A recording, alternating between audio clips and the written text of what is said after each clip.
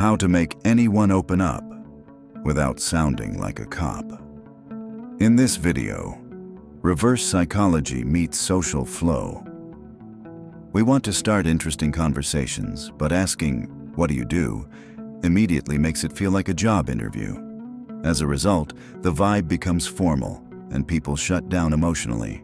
You're trying to connect on a human level, but standard questions trigger rehearsed, surface-level answers. So you need a way to bypass that autopilot response. You could ask someone if they're single, but it's direct, intrusive, and puts them on the defensive.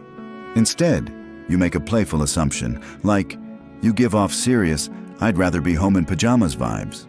That statement might be wrong, but people love correcting assumptions, especially casual or slightly off ones. That's why they respond honestly without feeling pressured.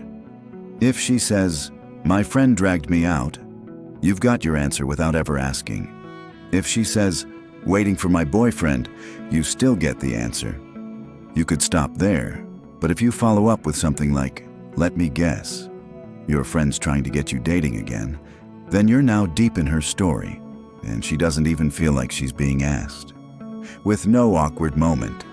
You didn't interrogate her, but she still gave you personal information, which means you've built a connection through observation, not interrogation. Here's another example. Trying to get discounts without asking directly. You walk into a store and want to know if there are any discounts, but asking, "Do you have any deals?" sounds generic and might get a scripted no. So instead, you use a confident, playful statement like, "You look like someone who can do this job with your eyes closed." That may sound like a compliment, but it also builds rapport and gently signals that you trust them and see them as someone with insider knowledge. That makes them more likely to open up. The person might reply, "It's my first day here," or "I've been here for a few years now." Now, instead of asking for a discount, you say things like, "You look like you know exactly when the best stuff goes on sale. You probably know which days people walk out of here with a steal. Huh, bet you've seen people use all kinds of little tricks to save a ton in here. You seem like someone who knows the kind of discount people don't talk about." These aren't questions, but they plant the idea that you know there's a deal, and you're cool enough to hear about it. So the cashier may volunteer information you wouldn't get by asking outright. You're not pushing, but you're suggesting they're the expert, and you respect that. So they may want to prove it by helping you out. People protect information from pushy customers, but they share secrets with people who treat them like insiders.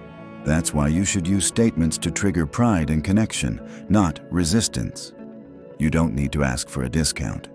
Just make a clever, respectful observation and let them fill in the blanks. That's how real social influence works. People often assume connection requires asking the right questions, but too many questions feel like a checklist. Instead, confident, curious statements invite more authentic replies.